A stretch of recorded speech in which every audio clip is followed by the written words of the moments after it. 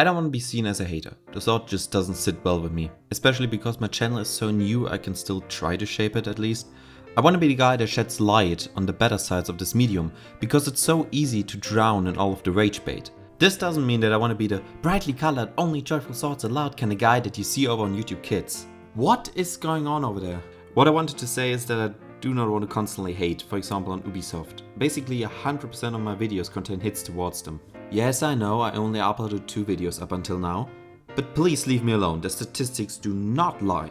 The moment you say that you like something specific, you make yourself vulnerable, so I want to be brave and talk about something really good that came from Ubisoft. Do people still think about this game, or is it just me?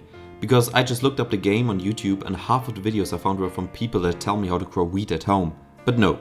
Today I want to talk about this little adventure that is so small that even Ubisoft might have forgotten about it. In this game you play Spud, which stands for Botanical Utility Droid. I know, really creative. That throws you back to the time when Hollywood thought every AI needed a cool acronym like Jarvis or Edith to make it look serious.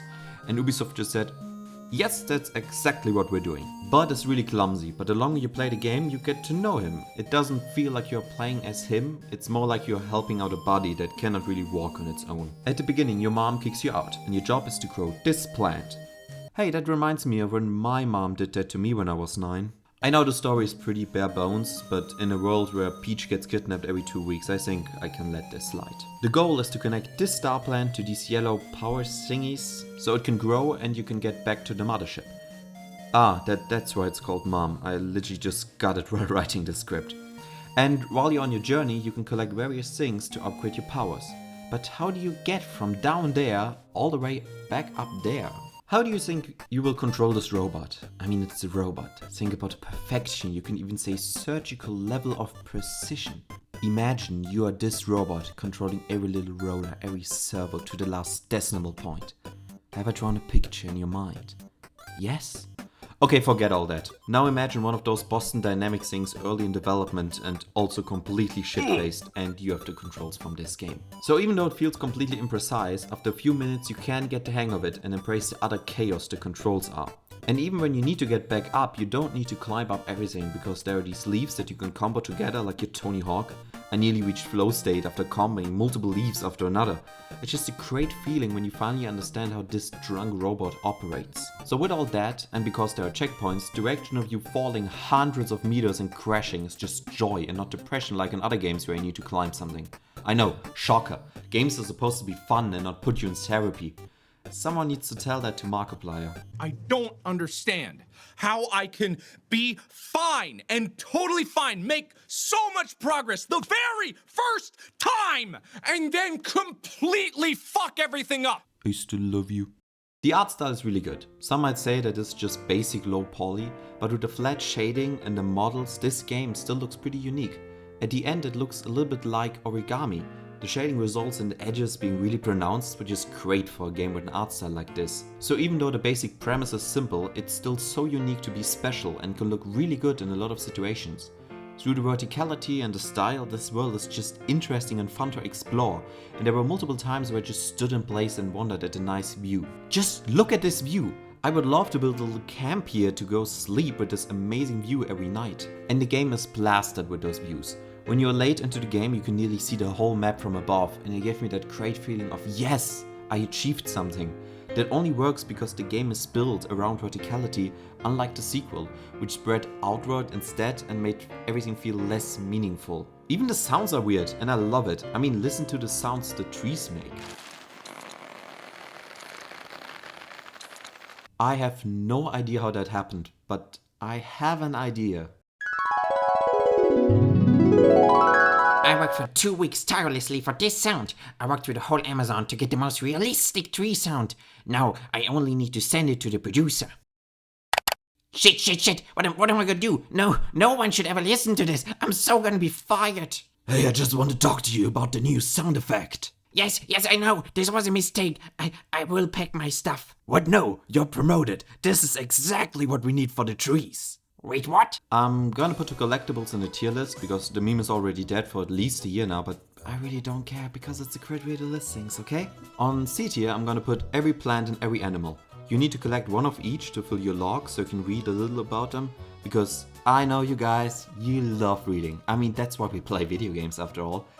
They're not important except for 100%, but if you want to get them, you need to get those sheep in these scanners, which might be the biggest challenge this game has to offer you. Getting the sheep through the scanners in-game might be harder than doing it in real life, just ask the TSA. On B tier, I'm gonna put these shiny crystals, just look at them! The design is so simple, but the noise they make when you come near them is so amazing. And you even get upgrades from collecting all of those.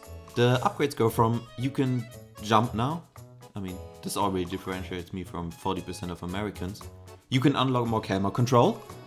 At least in this game it's free. In Assassin's Creed, this upgrade alone would have been bundled with the Golden Limited Special Edition for only 30 bucks. And there are also upgrades that are actually really useful.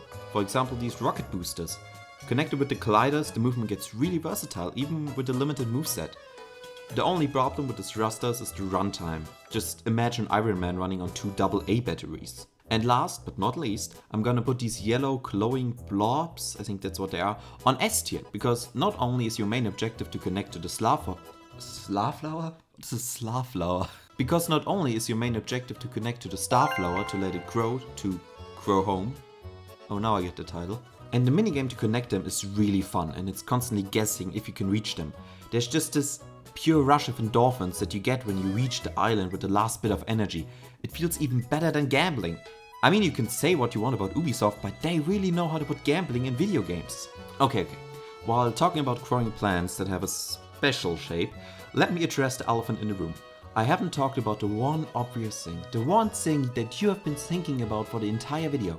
This game has so many dick jokes in it. But you know what?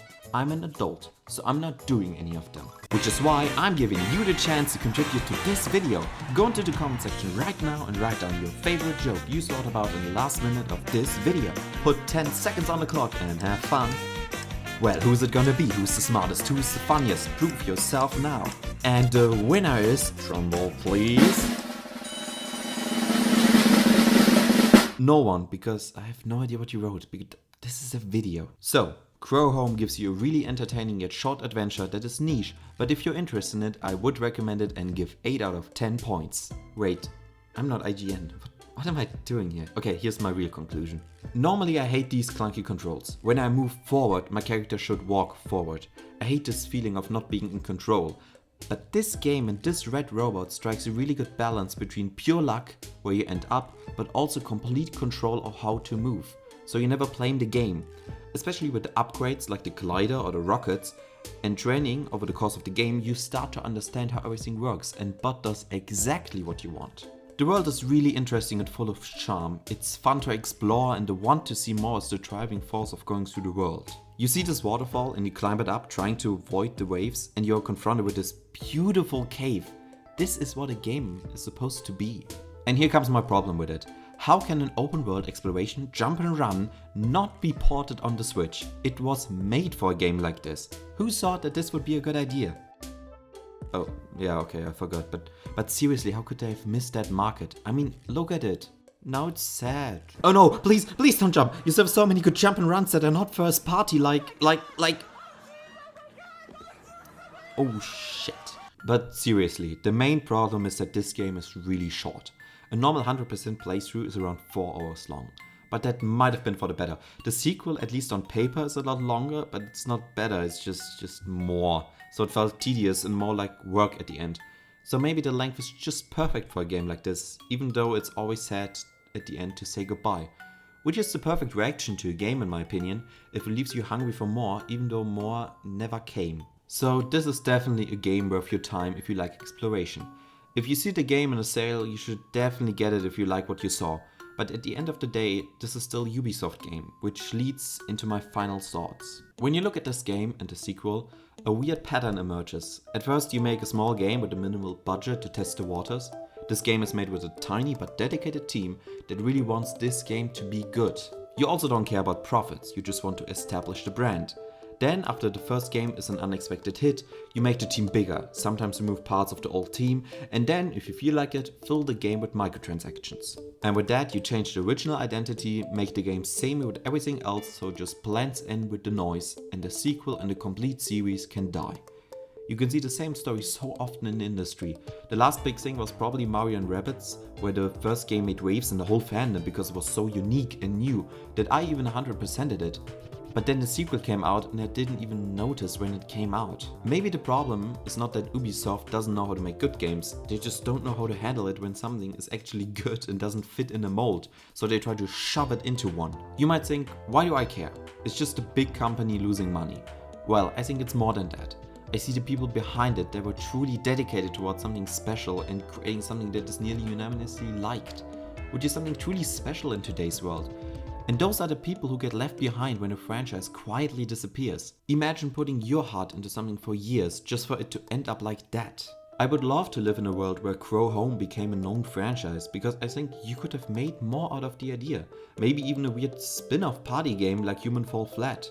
This could have been their experimental franchise. If you have been on YouTube or Twitch, you probably have seen hundreds of games about climbing something up with a caveat or with friends. Ubisoft could have so easily made a game like that. Crow Home with friends could have been genuinely entertaining. Speaking as not only a gamer but also a developer, it just makes me sad that this timeline we live in contains so many clever ideas and so much passion that gets lost in translation in the corporate world. So yeah, I just noticed that I originally wanted this video to shine light on the positive side of Ubisoft, but at the end I started to criticize them again. Maybe in the next video I will finally go through with the promise, but this video was definitely not that video. Maybe when we see each other next time.